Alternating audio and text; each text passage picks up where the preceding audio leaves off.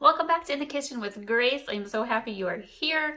Today I am making my own personal recipe for slow cooker bourbon meatballs, bourbon barbecue meatballs. This recipe I have been making for nearly 20 years. It is a family treasure classic recipe, and it's kind of one of a kind. I kind of call it a dash of this and a dash of that. And if you don't have all of these ingredients that are listed in the description below, don't sweat it. Use what you've got on hand, and they're still gonna turn out amazing. So this recipe has two parts. First part is our glaze that we are going to start in a small skillet. And for the glaze, about a tablespoon of maple syrup,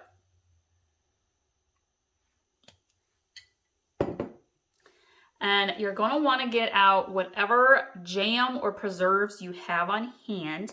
When I am making meatballs, I prefer to use cherry jam or preserves, fig jam, apricot jam, plum jam. Those flavors tend to really blend with all the other flavors that go into this recipe. And so I actually have a little fig and honey jam spread that I am going to use. If you are interested in learning some delicious glaze recipes for like pork chops, ham, turkey, I will link to my glaze recipes. I got 3 different ones aside from this that are absolutely amazing.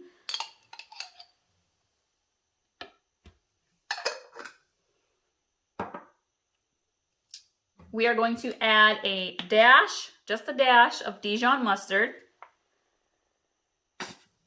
There's something, and if you don't have Dijon Mustard, y'all, you could use ground mustard. It really brings out, it's got like this subtle ability to bring out hints of flavor. And we're going to do a dash of hot sauce, just the dash. I happen to be using Cholula.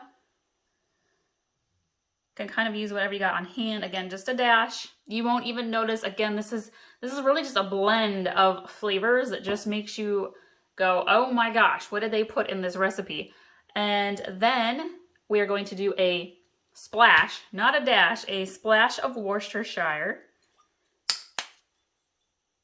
And then we're going to get our bourbon whiskey. To have single barrel rye whiskey on hand. I really like to use straight up bourbon, to be honest with you. And if I can find cherry bourbon and do that with the cherry jam, oh my goodness, you guys. But any bit of bourbon or whiskey will do. And we're gonna do about 1/4 cup. Just like so.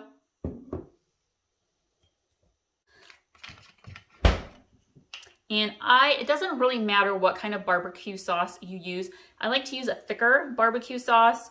And I like it to kind of have a hickory, brown sugar, like a sweeter flavor to it. You don't want to use spicy, and you don't want to use, what is it called? Like the mustardy barbecue sauce. It's kind of strange. I've seen it in the stores. Don't use those.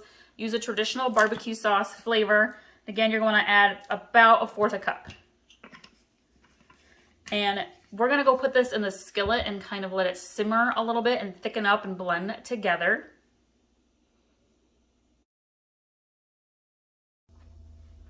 So I'm gonna put my small skillet here on medium heat, and I'm gonna let this just kind of come into the skillet. If you would like to add a little bit of minced garlic, you can totally add that as well. I do that often.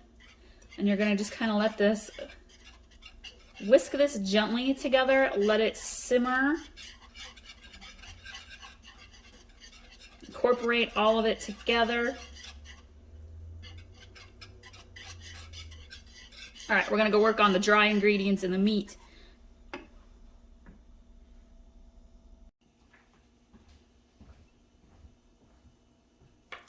All right, we're ready for our meat mixture. I am using about 2.5 pounds of ground beef. You can use ground pork, ground turkey.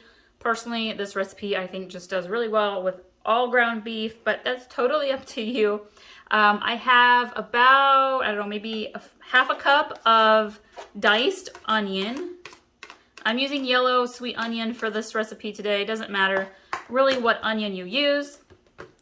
And we are going to sprinkle in some Italian seasoning.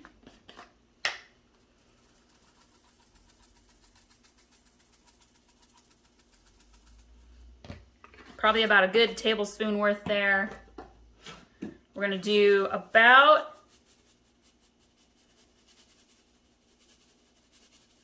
half a teaspoon of salt and pepper. Salt and pepper to your taste. Doesn't take a whole lot. I'm going to use 1 egg.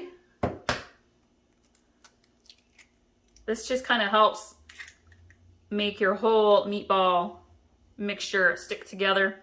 And then we are going to use breadcrumbs. So you can use, I usually use a blend of panko breadcrumbs and then like the really small crumbled breadcrumbs, usually Italian. I'm about out of one, so I have 2 open here and I don't have any panko breadcrumbs on hand. So you could also use like crushed up saltine crackers. I've done that before. I usually use that in my meatloaf recipe. And then you're gonna want about a cup's worth total of your breadcrumb crackers that you're gonna add in. So about a cup total. I think maybe I had maybe 3/4 of a cup in there. Okay, this is where it gets a little gooey and a little messy, so don't be afraid to get your hands in there. You really want to incorporate and mix it up well. You're just gonna blend. You really want to get that egg in there. If you feel like your meatloaf, so anytime you have ground meat, just at how they're put together, some meats are a little bit more, have more filler in them. They're a little bit more fatty. There might be a little more, I don't know, moist, wet meat. We get our ground beef from a local meat locker. So this particular meatloaf is, or hamburger is a really good blend. But if you find that your meat isn't sticking together very well, you can add a second egg. Incorporate all the seasonings in here. Okay, I'm gonna get my slow cooker ready. You can make these in the oven also. When I do oven meatballs, I usually will do it at about 425 degrees for about 20 to 30 minutes. Every oven's different. Just kind of gauge, keep an eye on it. I check on them about every 15 minutes, or after the first 15 minutes, and then about every 5 to 10 minutes after that, if you're gonna cook them in the oven. My slow cooker, I am gonna put them on low. I have some time, I have a few hours. I'm making this ahead for dinner tonight with our hot German potato salad and some baked beans. If you want that hot German potato salad recipe, I will link to that as well. It is so good. And then I'll probably do this on low in the slow cooker for maybe 2.5 to 3 hours. Again, slow cookers vary in temperature and time as well, so just kind of keep an eye on it and gauge it. You just want to make sure your meat gets thoroughly cooked through. If you were going to do a meatloaf, you could totally use this recipe for a meatloaf. You can see I have this in kind of a bread pan loaf. You would literally just pick this up, plop that in there, and put the glaze on top and bake it in the oven like that. But I'm gonna get the slow cooker ready, and then we're gonna blend our part of our glaze mixture into the meat and put the rest on top of the meatballs, okay?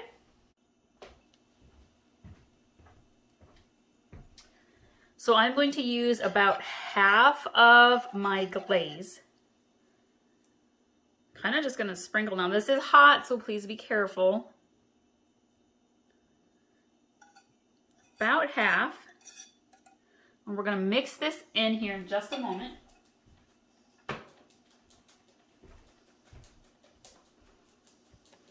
It's hot, so you can see some steam, so I'm letting it cool.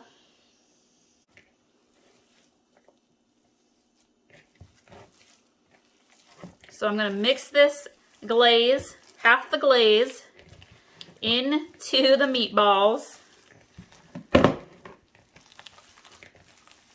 Mix that in real nice.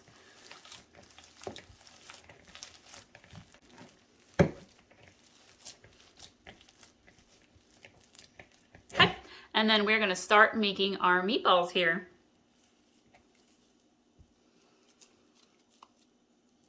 And maybe you're just one person and there's only 2 people in your family, and you can totally cut this recipe in half and just use 1 pound of ground beef and cut the rest of the ingredients in half. I am making my meatballs about this big, not quite the size of my palm.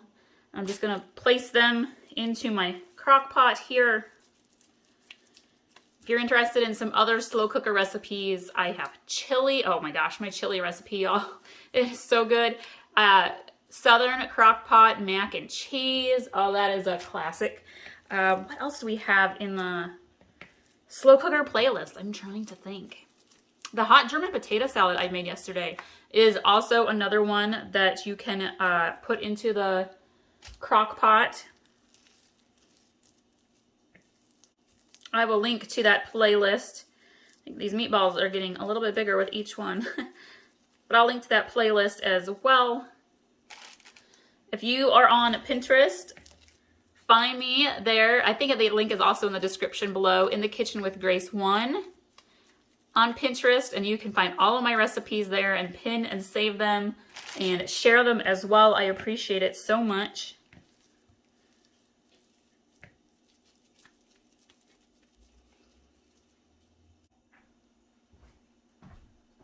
So all of my meatballs are in the slow cooker. I think I made about 15 or 16 just for reference. The 2 pounds of ground beef made about 16 meatballs.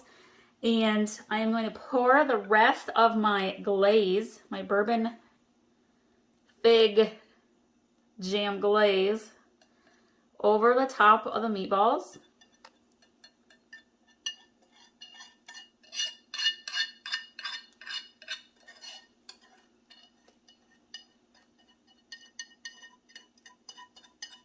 Just like so. I'm gonna put the lid on, and again, I'm gonna cook these ones on low for probably about 2.5 hours. I'm gonna check them at the 2-hour mark, but I'm guessing it'll be about 2.5 to 3 hours. And if you need to cook them on high, you can certainly do so. Just keep a closer eye on them.